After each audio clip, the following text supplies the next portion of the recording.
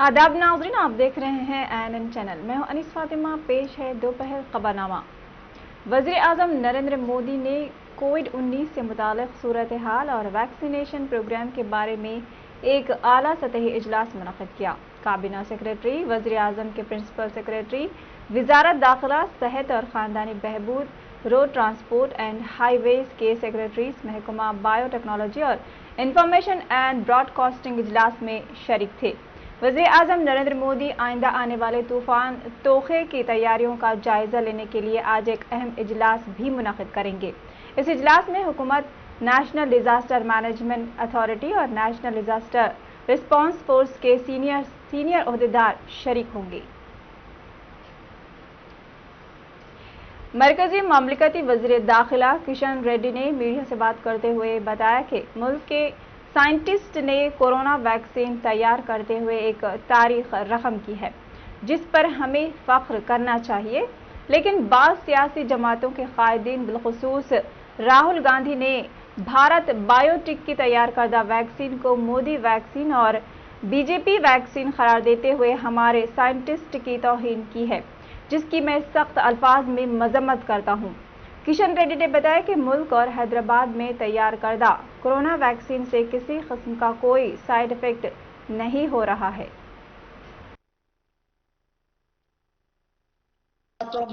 లోటు లేకుండా చర్యలు తీసుకునేటువంటి కార్యక్రమం తీసుకుంటామని చెప్పి కూడా ఈ సందర్భంగా మనవి చేస్తా ఉన్నాను। మన రాష్ట్రానికి వ్యాక్సినేషన్ ఇప్పటికి తెలంగాణ రాష్ట్రానికి 57 లక్షలు వ్యాక్సినేషన్ మన రాష్ట్రానికి ఇవ్వడం జరిగింది।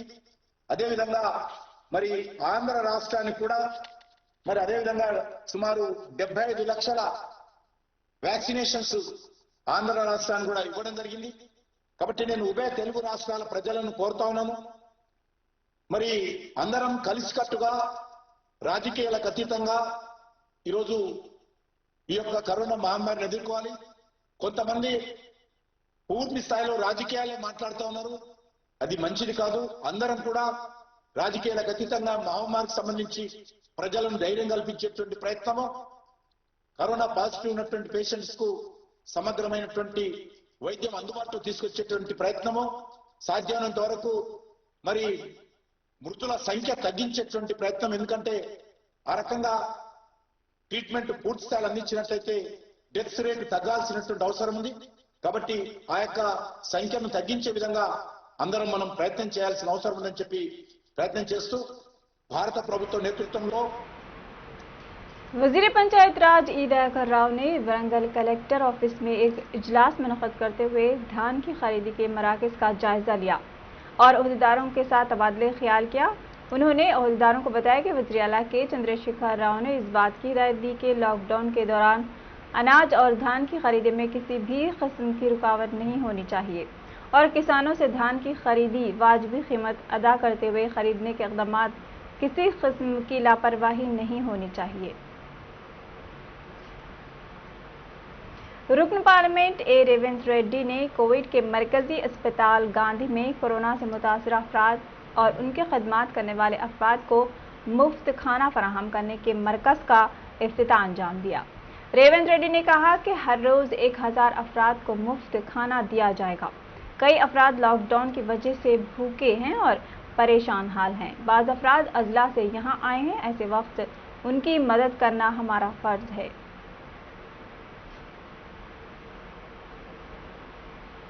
कांग्रेस के रुकन पार्लियामेंट कोमट रेड्डी वेंकट रेड्डी ने वज़ीर आला के चंद्रशेखर राव से सवाल किया कि आपके पास इंसानियत नाम की कोई चीज़ है या नहीं, क्योंकि लोग खानगी दवाखानों में कोरोना का इलाज करवाने के सिलसिले में लाखों रुपये खर्च कर रहे हैं और कई गरीब अफराद अपना इलाज ना करवाने की वजह से मौत के मुंह में चले जा रहे हैं। लेकिन आप बादशाहों की तरह हुक्मरानी करते हुए तानाशाही कर रहे हैं, क्योंकि अब तक कोरोना का इलाज आरोग्यश्री के तहत करने का ऐलान नहीं किया गया, जिसका आपने अवाम से वादा भी किया था। उन्होंने हुकूमत से मुतालबा किया कि वो फौरी तौर पर कोरोना के इलाज को आरोग्यश्री के तहत करने का ऐलान करें। गौरवनीय तेलंगाणा मुख्यमंत्री కల్వకుంట్ల చంద్రశేఖరరావు గారికి 4 కోట్ల మంది తెలంగాణ ప్రజల పక్షాన ముఖ్యంగా కరోనా బారిన పడి పేద ప్రజలు డబ్బులు కట్టలేక ఈరోజు చనిపోతున్న సంగతి మీరు చూస్తున్నారు. కానీ మీకు తప్పుడు లెక్కలతోని తక్కువ టెస్టులు చేపించి తక్కువ బాధితులను చూపించుకుంటూ తక్కువ మరణాలు చూపిస్తున్నారు మీరు. ఇది మంచి పద్ధతి కాదు. ఒక పార్లమెంటు భువనగిరి పార్లమెంట్ పరిధిలోనే నాకు తెలిసిన వాళ్లే నా దగ్గరికి వచ్చిన వాళ్లే దాదాపు రోజు 20 నుంచి 30 మంది చనిపోతున్న సంగతి మీకు తెలియజేస్తూ మీరు గత అసెంబ్లీ సమావేశాలలో ఏం చెప్పినరో ఒక్కసారి మీరు ఆలోచించుకోండి.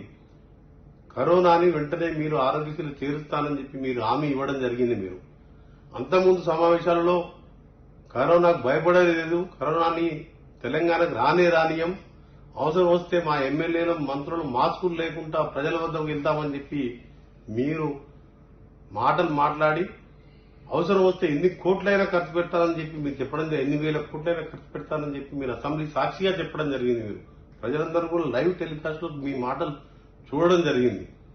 కానీ ఇలా మీ ఏ ఎమ్మెల్యే ఏ మంత్రి ఎవరన్నా అవరు మీరు పోతున్నారు ఆ ప్రజల దగ్గరికి. City police commissioner Anjani Kumar और क्राइम्स के एडिशनल सीपी चौहान ने चौथे रोज लॉकडाउन का मुआयना किया। जवानों ने घोड़े पर सवार होकर सूरत हाल का जायजा लिया। पुलिस ने चेक पोस्टों और बैरिकेड्स की चेकिंग की। सीपी अंजनी कुमार ने पुलिस एहलकारों को मुतअद्दिद हिदायतें जारी की हैं, जिसमें सीपी ने हंगामी खदमात की इजाजत देने की हिदायत दी है। अंजनी कुमार ने कहा है कि पूरे हैदराबाद में लॉकडाउन को सख्ती से नाफिज किया जा रहा है। उन्होंने पुलिस का ताउन करने पर शहरियों का शुक्रिया अदा किया। उन्होंने कहा कि हम लोगों को हिदायत दे रहे हैं कि जब तक इमरजेंसी ना हो तब तक घरों से बाहर ना आए। पुराने शहर में लॉकडाउन पर गर्म अफवाहों के खिलाफ सख्ती से इक़दामात किए जा रहे हैं।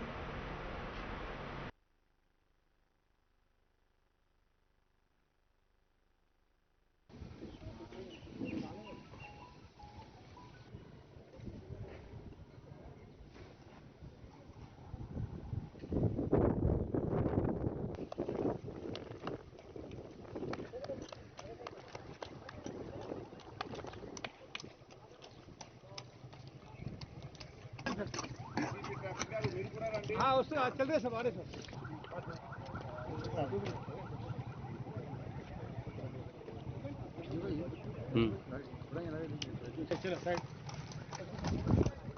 हाँ हाँ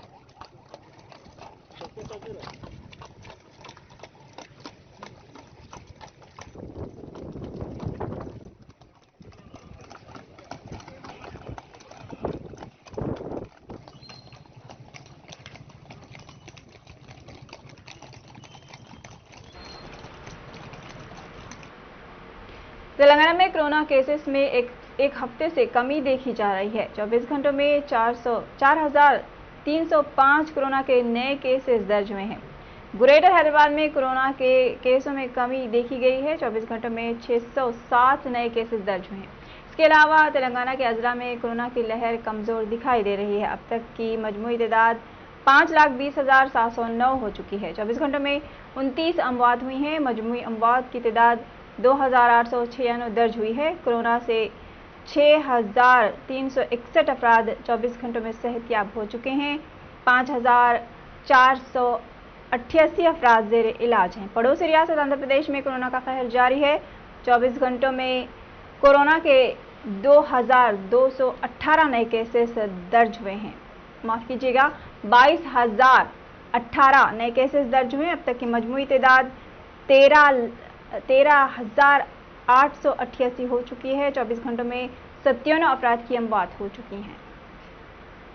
जिले आदिलाबाद बोट मंडल में बीच चौराहे पर जवार के किसानों ने जबरदस्त एहतजाज करते हुए हुकूमत से फौरी जवार की खरीदी करने का मुतालबा किया है। इस मौके पर किसानों ने जवार के भुट्टे जलाकर नाराजगी जाहिर की है। किसानों के एहतजाज से ट्रैफिक में खलल पड़ा। एहतजाजी किसानों ने सीएम केसीआर और मुकामी एमएलए राठौड़ बाबू राव के खिलाफ नारेबाजी की। वाज़ेह है कि जवार की खरीदारी नहीं होने से दिल बर्दाश्ता कोन्नोगट्टू से ताल्लुक़ वाले मलेश नामी किसान ने खुदकुशी कर ली थी।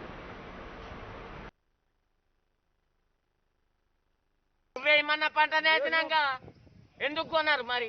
అవేం చేసుకోవాలా? మేము ఎట్లా బతకాలా మరి? दोपहर खबरनामे में फिलहाल इतना ही। मज़ीद खबरों के लिए देखते रहिए एएनएन चैनल। अल्लाह हाफिज।